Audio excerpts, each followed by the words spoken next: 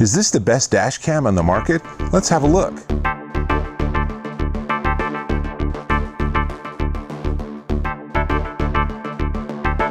Dave Taylor here, and I'm looking at dash cams. Turns out there are a lot of choices for dash cams, and there's a lot of variation in functionality. So this is the Thinkware F800 with a 140-degree 1080p camera and does a really nice job. You can also plug in an optional rear camera and it'll record both video channels simultaneously. I only worked with the front channel.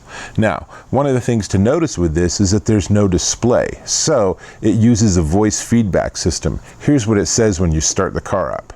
Continuous recording will now start. On your smartphone, connect to a Wi-Fi network. The same starts with Thinkware. GPS connected. So, lots to chat about.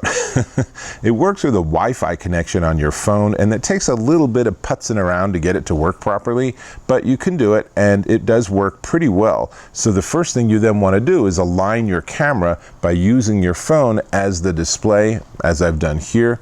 Pretty straightforward. So it includes a micro SD card, and it comes with a 16 gig, which gives you about 2 hours of single channel recording. You can obviously put in a bigger card if you want to have more storage, but let's go ahead and let me show you some examples of the footage. We're going to start with this, which is just straight daytime driving, and look at how bright and crisp the image is.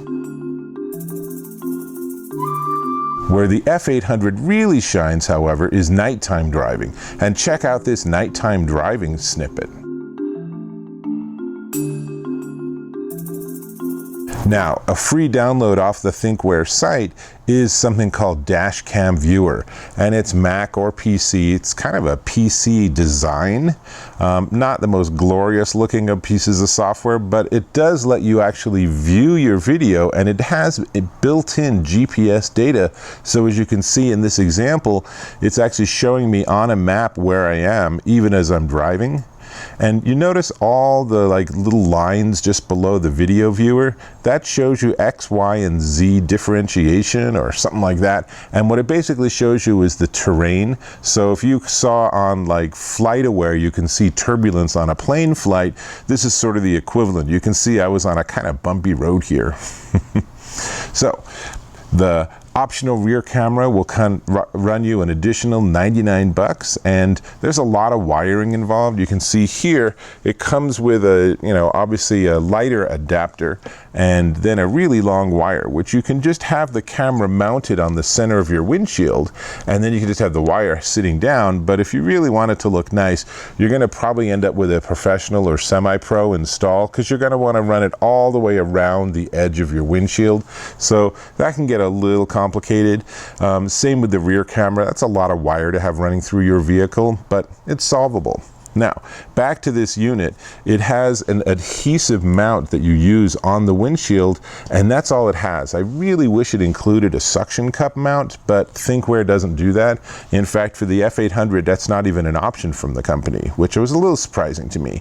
The adhesive is crazy strong, so take your time and make sure you've mounted it exactly right before you do anything, because once you get this thing on, it is not easy to take it off. But the mount stays on the windshield, and this has little clips, so you can just put it in, slide, and it's locked into place, and then you can take it off. And then obviously you want to take it out of your windshield, because you don't want bad guys to be saying, well, that's an interesting piece of electronics, let's go and check this vehicle out a little more closely.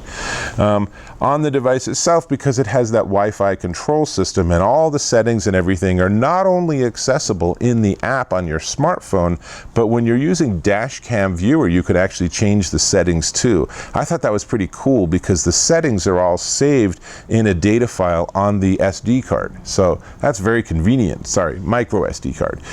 But that makes it really convenient for you to experiment with different settings for a day or something. So the buttons on the device, as you can see in this close-up, they're pretty darn limited. Really, you're not going to be doing much with this itself. It's just sort of a static device that's recording video, and everything else you'll do on your phone.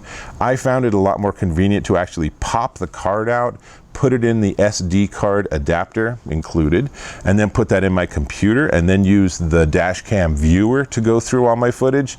That's much easier than using the smartphone app. Your experience might vary, but I just found it to be far faster, especially if I was looking through dozens or hundreds of clips, and they're really short, like just a couple of minute clips. This also includes all sorts of fancy features like lane departure and collision warning, red light camera, speed zones, all of that stuff. I don't even know if it was turned on. I didn't use any of that, so you might find those to be really important safety options. But generally, I think that for something like this, your real focus is going to be on getting a really clean and crisp image of what you're seeing in front of you. And obviously, for things like if you get into an accident, or if you're an Uber or Lyft driver or something, these kind of things are great. It's really nice to be able to have data that you can go back. And it does record the audio from inside the car, because of course this device is inside the windshield.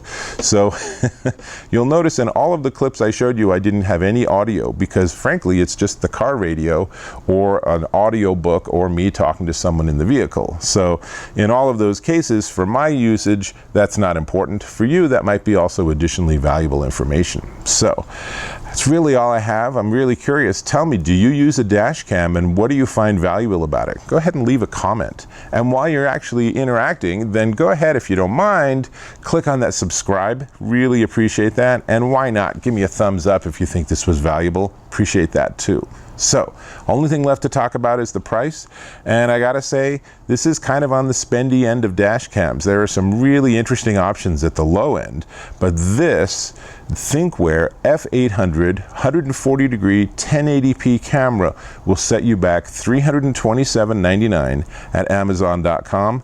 And you go and look at all the reviews people have left. People really like the device, but they're really not thrilled with the software.